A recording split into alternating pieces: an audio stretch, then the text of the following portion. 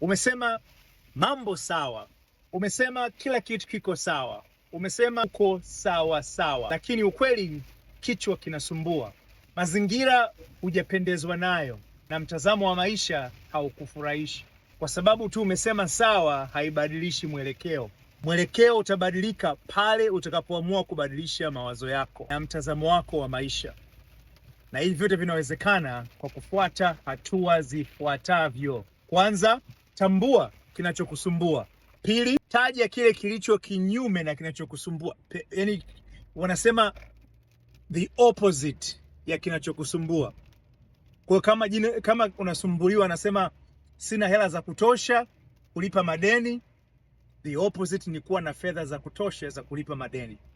Ukitambua cha opposite yake au kinyume chake, basi kifanye hicho ndiyo nuru ya mawazo yako.